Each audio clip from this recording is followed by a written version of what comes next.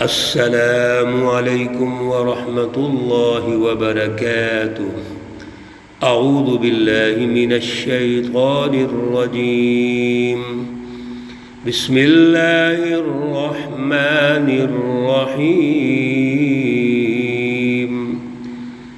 الذی لہ ملک السماوات والأرض ولم يتخذ ولدا ولم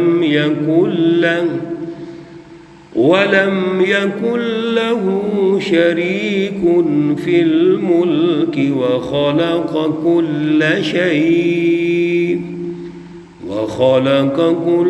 شيء فقدره تقديرا۔ صدق اللہ العلی العظیم۔ اللہم صل علی سیدنا ومولانا محمد النبی الأمی وعلى آلہ واصحابہ وبارک وسلم وصلی علیہ۔ معزز سامعین و سامعات، سورۃ الفرقان پارہ نمبر 18 آیت مقدسہ نمبر 2 ہے۔ اللہ رب العزت اس آیت کا فہم اور شعور عطا فرمائے اور عمل کی توفیق اور صلاحیت عطا فرمائے۔ گزشتہ درس میں آیت مقدسہ نمبر 1 میں اللہ رب العزت نے انتہائی اہم رہنمائی ارشاد فرمائی تھی۔ ایک تو اس سورہ مقدسہ کا نام الفرقان یعنی فرق کرنے والی وہ رہنمائی اس سورہ مقدسہ میں اللہ دے رہے ہیں، جس میں حق اور باطل کی رہنمائی ہوگی، سچ اور جھوٹ میں فرق ہوگا، حزب الشیاطین اور حزب اللہ کے بندے اور شیطانی بندوں کے اوصاف کا یہاں ذکر ہوگا۔ اللہ رب العزت اس کی رہنمائی دیں گے۔ اور پھر یہ اس سورہ مقدسہ کا جو نزول ہے وہ رسول اللہ صلی اللہ علیہ وسلم پر ہوا۔ کیوں؟ ہدف کیا ہے؟ تاکہ عالمین کے لیے نذیر بن جائیں، ان کو الارم کریں، تنبیہ کریں، ان کو ڈرائیں، یعنی ان کو اس راستے سے بچائیں جو گمراہی کا راستہ ہے، جو جہنم کی طرف لے جانے کا راستہ ہے، جو دنیا اور آخرت کی تباہی کا راستہ ہے، اس کو ڈرائیں، اس سے انسانوں کو دور کریں اور انسانوں کو اس راستے پہ لے کے آئیں جو حق اور سچ ہے، صراط مستقیم ہے، جس میں دنیا میں بھی ترقیات ہیں، کامیابیاں ہیں اور آخرت میں بھی کامیابیاں ہیں۔ اللہ رب العزت اس آیت مقدسہ میں اپنی اس عظمت شان کو بیان کرنے کے بعد آج کی آیت مقدسہ نمبر 2 میں 5 چیزیں ارشاد فرما رہے ہیں، توجہ سے سننے والی، تاکہ اللہ کی جو عظمت شان ہے اور اس پر ہمارا یقین پیدا ہو، ہم اپنے دلوں پر، اپنے دماغوں پر اللہ کی رٹ کو قائم کریں۔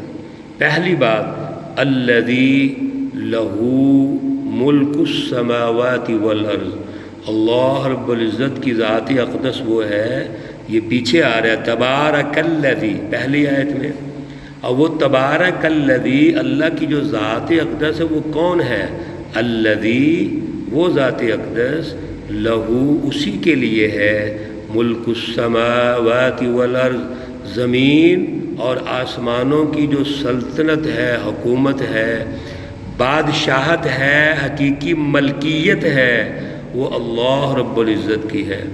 اس آیت مقدسہ کے حصے سے یہ بات اللہ نے واضح کر دی کہ اللہ برکت والی شان ہے، عظمت والی ہے، تو آپ کو یہ یقین کر لینا چاہیے کہ آسمان، زمین اور جو کچھ اس کے اندر ہے اس کا حقیقی مالک اللہ ہے۔ میرے عزیزو، یہ آیت ہم پڑھتے ہیں، کئی دفعہ یہ گزر چکی ہے۔ افسوس کی بات یہ ہے کہ ہم اس کو برکت کے لیے ضرور پڑھ لیتے ہیں، لیکن پریکٹیکلی نہیں سمجھتے کہ اللہ رب العزت نے آسمانوں اور زمین کے بارے میں بے شہا مرتبہ ارشاد فرما دیا کہ اس کا میں حقیقی مالک ہوں، لیکن دنیا میں ہمارے رویے کیا ہوتے ہیں؟ ہم تو چند ٹکے جو ہمارے پاس ہوتے ہیں، ملکیت ہوتی ہے جو عارضی ملکیت ہے، وہ مکان کی ہو، گاڑی کی ہو، کچھ اور چیزوں کی ہو، ہم اس پر متکبر بن جاتے ہیں، تکبر کرنا شروع کر دیتے ہیں، اور میں پیدا ہو جاتی ہے، یہ میری چیز ہے جی، میں نے ایسے کیا، میں نے محنت کی، میں نے جستجو کی۔ اور بھائی اللہ رب العزت نے تمہیں ہمت دی تو جستجو ہوئی ہے، یہ ساری توفیق اللہ کی طرف سے ہے۔ اس لیے ہمیں اپنے آپ کو کنٹرول کرنا چاہیے۔ اللہ کی نعمتیں جب ہمارے پاس آتی ہیں تو ہمیں الحمدللہ کہنا چاہیے۔ نمبر 2، ہمیں اس پر اترانا نہیں چاہیے، تکبر نہیں کرنا چاہیے، اللہ کی ملکیت سمجھنا چاہیے۔ اپنے لیے جتنی ضرورت ہے استعمال کرو، پھر اپنے عزیزوں کو دو، بہن بھائیوں کو دو، پڑوسیوں کو دو، اور لوگوں میں تقسیم کرو، لیکن تکبر نہ کرو، بلکہ عاجزی پیدا کرو اور الحمدللہ کہو۔ وَلَمْ يَتَّخِذْ وَلَدًا، دوسری اللہ نے رہنمائی ارشاد فرمائی کہ اللہ کی کوئی اولاد نہیں ہے، یعنی یہ جتنا آسمان زمین، اس کی تخلیق، اس کے وسائل، یہ اللہ کا کوئی اپنا بیٹا تو نہیں کہ اللہ نے اس کو وراثت میں دینا ہے یا اللہ نے نوازنا ہے۔ اس آیت مقدسہ کے اس جملے سے، لفظ سے یہ بات واضح ہو گئی کہ ساری مخلوق اللہ کی ہے، یہ سب کچھ سب مخلوق کے لیے ہے۔ یہ اللہ رب العزت کا کوئی اپنا کنبہ نہیں، کوئی اولاد نہیں، لم یلد ولم یولد، نہ اللہ کی اپنی اولاد ہے، نہ اللہ خود کسی کی اولاد ہے۔ تو پھر کیا ہوگا؟ پھر یہی ہے کہ ساری مخلوق اللہ کی ہے، آسمان زمین اللہ کے ہے، اور ساری مخلوق اس سے فائدہ اٹھائے، اور بطور خاص انسان سارے اس سے فائدہ اٹھائے۔ یہ انسانوں میں بڑا چھوٹا ہے تصور ہے، یہ بھی ہم نے خود بنایا ہوا ہے۔ کچھ انسان غریب ہیں، کچھ امیر ہیں، یہ تصورات ہماری مس مینجمنٹ کے نتیجے میں ہیں، ورنہ اللہ رب العزت کے لیے آج اگر 7.5-8 ارب آبادی ہے تو سارے انسان اللہ کی مخلوق ہے، آسمان اور زمین اللہ کا ہے، اور اس کے وسائل اللہ کے ہیں، اور فائدہ اٹھانے کے اعتبار سے سارے انسان برابر ہیں۔ اب جب فائدہ اٹھانے کی بات آتی ہے تو یہ سسٹم کی مس مینجمنٹ ہوتی ہے، کچھ لوگ بہت زیادہ فائدہ اٹھا رہے ہوتے ہیں، کچھ بیچارے غریب ہو جاتے ہیں، یہ ظلم کے سسٹم کے نتیجے میں ہوتا ہے۔ تیسری بات، وَلَمْ يَكُنْ لَهُ شَرِيكٌ فِي الْمُلْكِ، سبحان اللہ، اللہ نے جہاں یہ فرمایا، ارشاد فرمایا کہ میرا بیٹا نہیں، آگے یہ شک ہو سکتا تھا اولاد تو نہیں ہے، شاید کوئی اور اللہ نے اپنا مافیا بنا لیا ہو، اپنی کوئی کمپنی بنا لی ہو جو شریک ہیں اللہ کے، اللہ سے باتیں منوا لیتے ہیں۔ اللہ نے اس کا بھی انکار کر دیا کہ اللہ کا اس سلطنت میں کوئی شریک نہیں، اللہ خود ہے، اللہ احد، اللہ اکیلا ہے، کوئی اللہ رب العزت کو منوا نہیں سکتا، مجبور نہیں کر سکتا، کوئی اللہ کا شریک نہیں ہے۔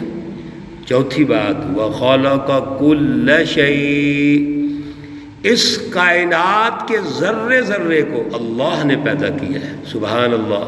جب ساری اللہ کی مخلوق ہے اور اللہ رب العزت ان کے خالق ہے، تو میرے عزیزوں، بھائیوں، دوستوں، پھر فرق کہاں سے پیدا ہو گیا؟ اس لیے اللہ نے ارشاد فرما دیا، وَخَلَقَ كُلَّ شَيْءٍ، سب چیزوں کو اللہ نے پیدا کیا ہے۔ اور کمال کی بات پھر یہ ہے، جو 5واں نقطہ ہے، فَقَدَّرَهُ تَقْدِيرًا، اللہ رب العزت نے جو پیدا کیا ہے ٹھیک ٹھاک اچھے طریقے سے پیدا کیا ہے۔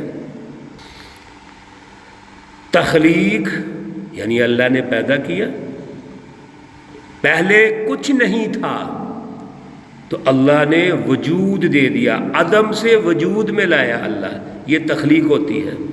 اور تقدیر کا مفہوم یہ ہے کہ جس چیز کو بھی اللہ نے پیدا فرمایا اس کے اجزاء کی ساخت، اس کی شکل و صورت اور اس کے آثار و خواص اللہ نے بڑی حکمت کے ساتھ اس طرح پیدا کیے جتنی ضرورت تھی، جتنی مناسب تھی۔